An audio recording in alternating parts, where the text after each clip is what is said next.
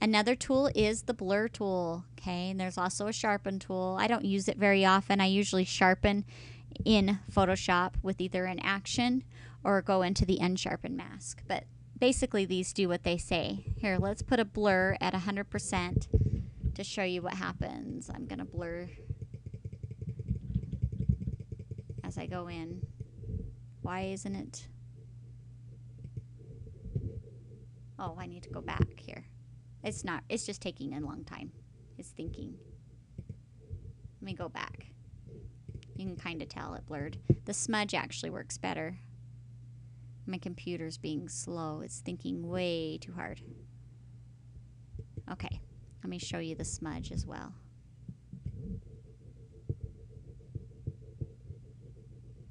And you can kind of see that working.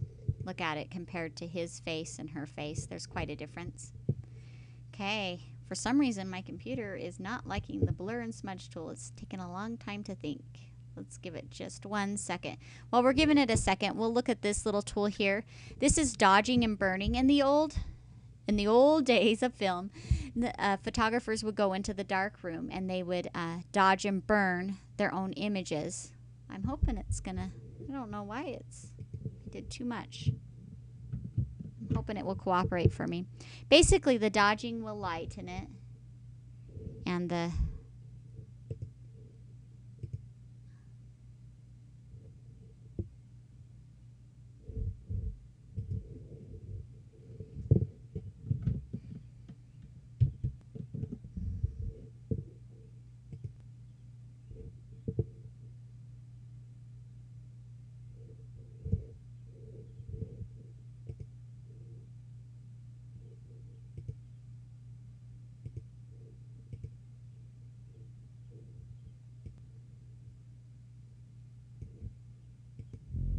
sorry, I took a little break there while my computer caught up with all my smudging and blurring. Anyways, the next tool we have here is the dodging tool. Or if you right click, you can also see the burning tool and the sponging tool. The dodge and burning tool come in handy if you want to lighten and darken areas. Back in the days of film, photographers would go into the Lightroom and they would actually dodge and burn their photographs. Let me show you how dodge works. Again, you can pick your exposure. You could be really obvious. Again, I'm using the bracket key to resize my image. Okay, I'm going to dodge.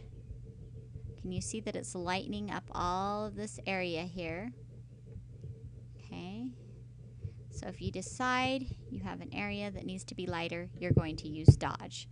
Okay, the other tool on there is if you right click and you do burn, it does the opposite. You can of course select your exposure and you can burn a certain area of an image if you need an area darker or lighter. The dodge and burn tool actually come in handy quite a bit. Okay, I'm going to go back to my snapshot. Here we have the pen tool and so on. I don't really use this very often. The text tool comes in handy, however. The text tool, you basically you can draw a text box.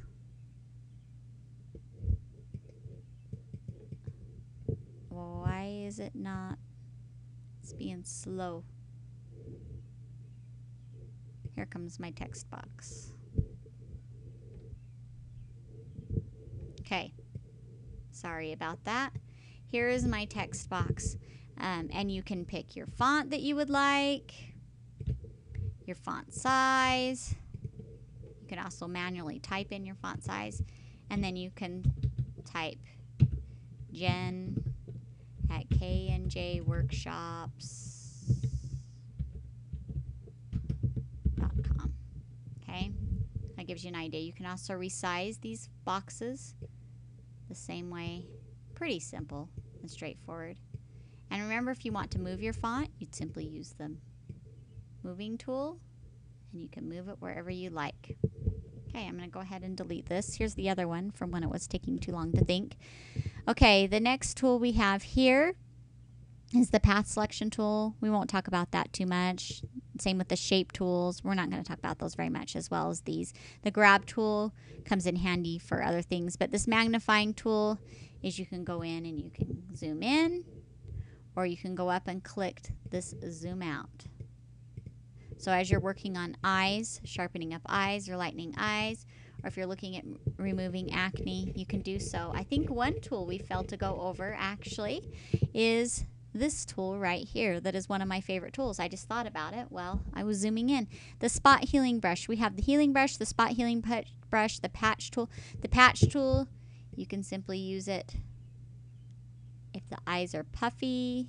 I don't like to over Photoshop. I like them to look kind of good, but it kind of gets rid of that.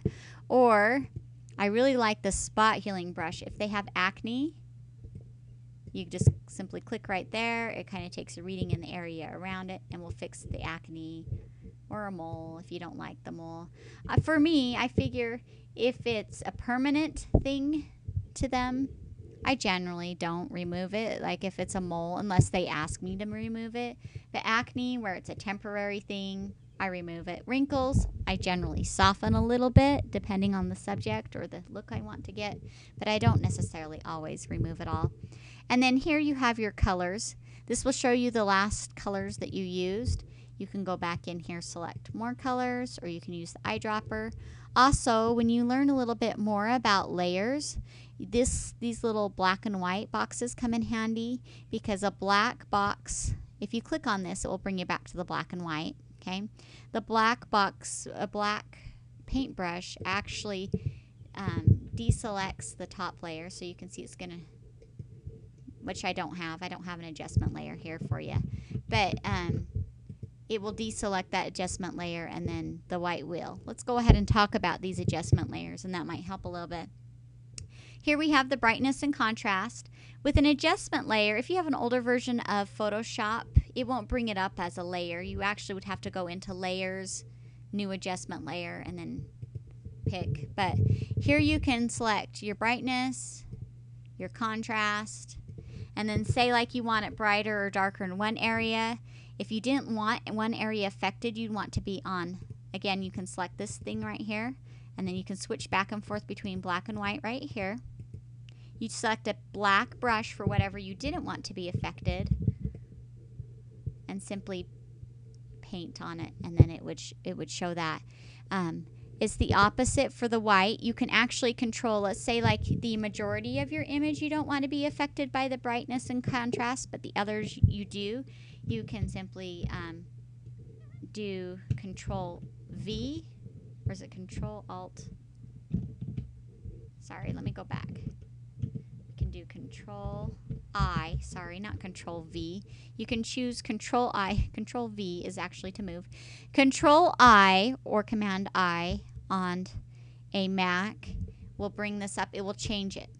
So this makes it, if I did Control I, whether it's going to be affected or not. You also want to make sure this little box, whoops, I didn't mean to do that. This little box is clicked on, because if this one is, it's just going to show whatever color paintbrush you have. But if you're clicked on this one, it will actually, you know, show it. So then if I did Control I, then I can just basically select the opposite that I want done. Control I, and it will fix it. Okay, I'm going to delete that one.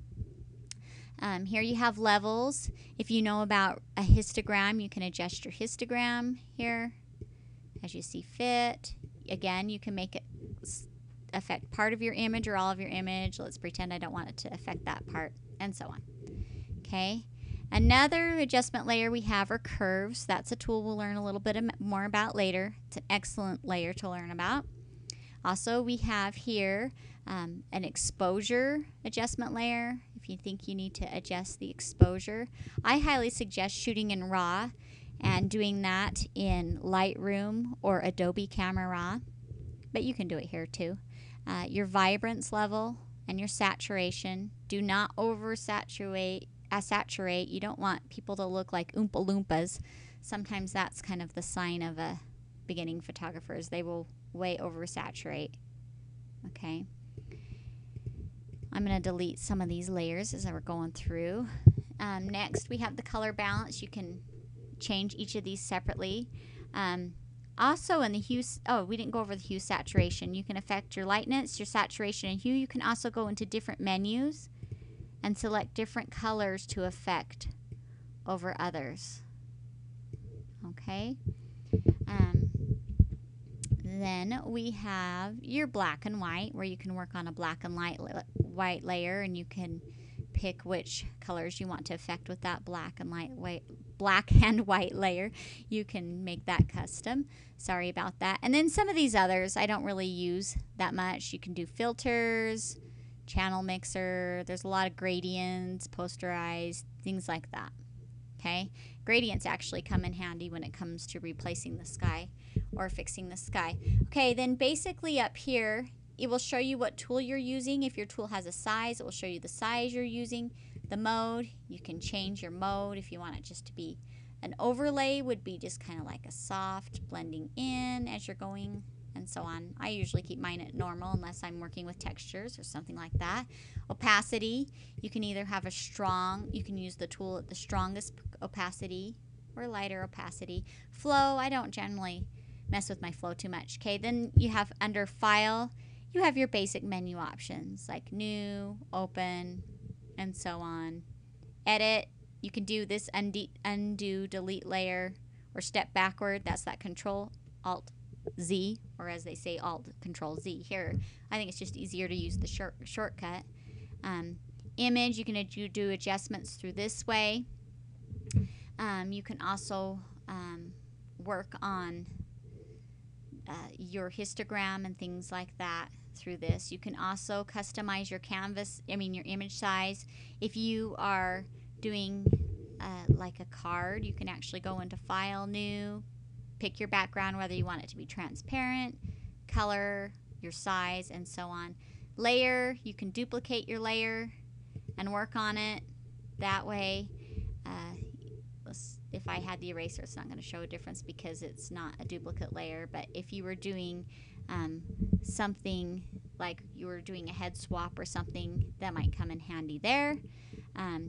Or a new image pasted there. We'll talk about those kinds of things later. But those are basically the most important things. There's some artistic tools you can use here. The only artistic tool I generally use is sometimes I use Liquify and sometimes I use Gaussian Blur. But anyways, and so on. Of course, this is how you fix your desktop. So those are some of the basics in Photoshop. If you have any questions about any of the tools, any of the things I've talked about, if you have any questions about purchasing Photoshop, those kinds of things, please shoot me an email. My email again is jen@knjworkshops.com, and have lots of fun playing around in Photoshop. We'll talk to you later. Bye.